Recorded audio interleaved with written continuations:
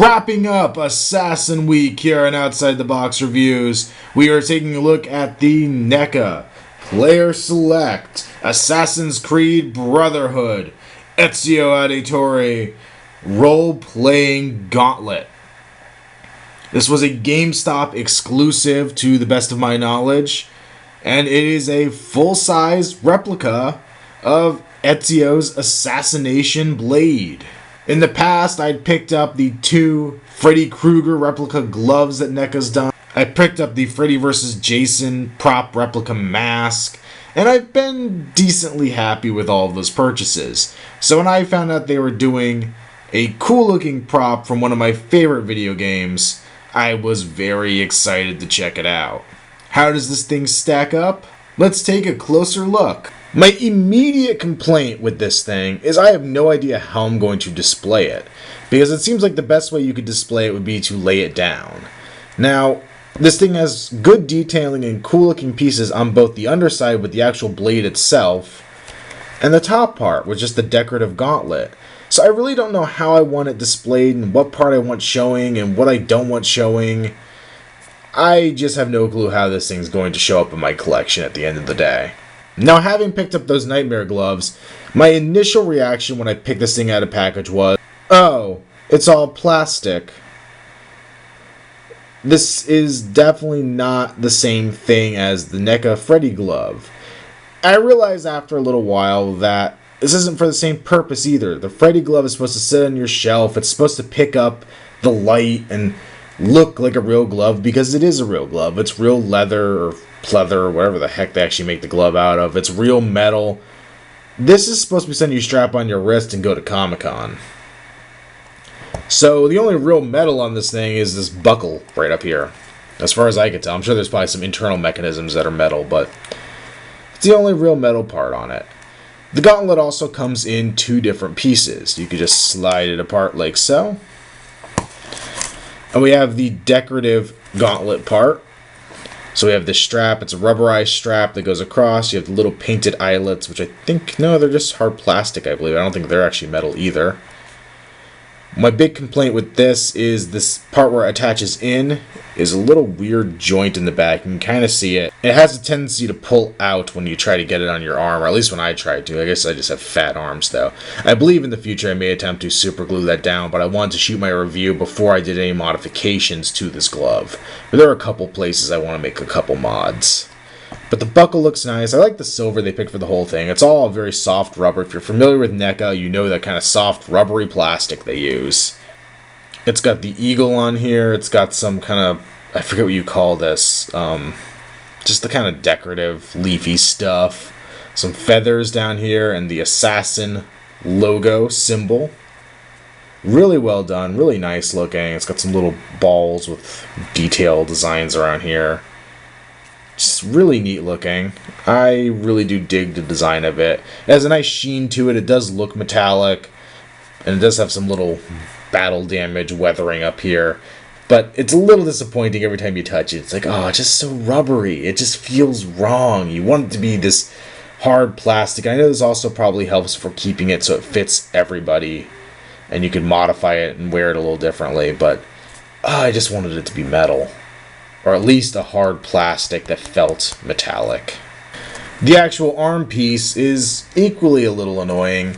It has this fake leather texture to it, but it's only like half a piece. It only fits on the underside of your arm, and the gauntlet covers the rest. I would have really liked it if they'd gone with, maybe not a leather, but just some kind of fabric for this piece. And actually just had this attached like it looks, with maybe this piece being plastic, with these plastic tabs here, and then some straps around it. Maybe that would have been too fragile, would have been too expensive. But I think I would have rather paid a little bit more for this replica and had it a little more accurate and a little more realistic than this that kind of feels like a costuming bit. I'm not saying I super dislike it, it's just not what I was hoping it would be, and I guess that's my bad for not doing more research beforehand, but not as thrilled as I thought I would be. Some great ornamentation on the blade itself. You have a little, like, staircase. I think this might be the actual internal mechanism. Some little wave looking things down here, some symbols, the little dial here, which I believe is the part that turns when the blade comes out in the game. more decoration up here, and just the very tip of the blade sticking out. Back here you have the way it attaches to your arm. There's some Velcro straps back here. This is another area of complaint for me, because with this upper strap, for my arm, I have to actually unstrap it all the way and pull it out beyond this point. It has to go further out than this. But the way the Velcro attaches here, it actually flares up at the bottom a little bit. So I have to constantly press down the Velcro to get it out. Eventually it's something I'm going to try to glue down and get it so it's a little smoother coming in and going out. But right now it is a bit of a pain. But I've talked long enough about the visual aspects of this. I think I'm going to put it on. And here the blade is on my arm. It takes up most of my forearm. There's not a whole lot more before the elbow. And once again, with it on, it doesn't look nearly as plasticky or rubbery as it does kind of messing with it in hand. I think it has a nice sheen to it still. It looks like it is a piece of metal on there. Turn it over. They did a good job painting the leather effect. It does look leathery. I do have to loosen this up a little more than I would like to get it to fit on my arm. That's a little bit of a bummer. As you can see here, this piece is already pulling out when I have it on here.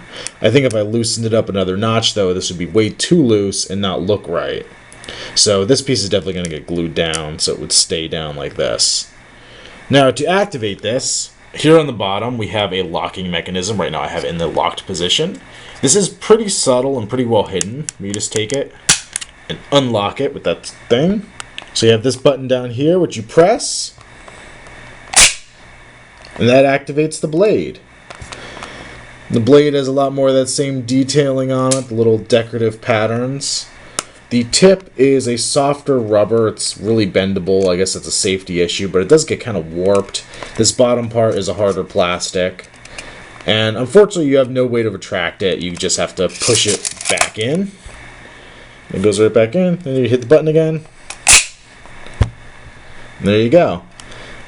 I was honestly thinking this would be one solid mechanism, and maybe there'd be a way that you tilt your hand back and it would launch the blade. I mean, in the game, there is no real means to how they launch this blade. It just kind of seems almost magical or sci-fi quality, I guess.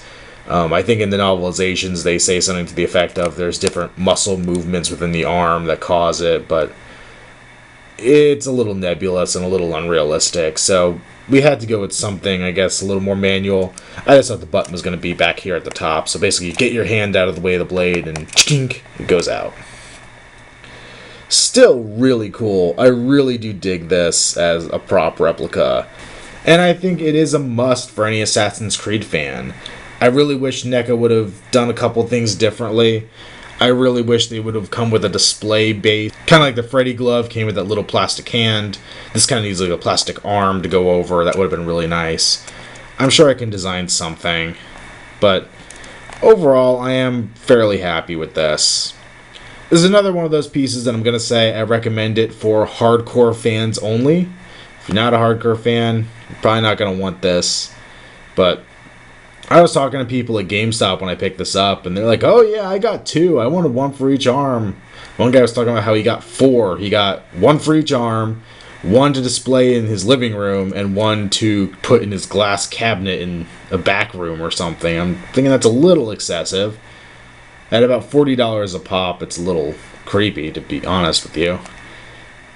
But overall, with it on my arm, with not paying attention to the materials of it like that, I really do enjoy this piece, and I think this was a good way to finish off Assassin's Week.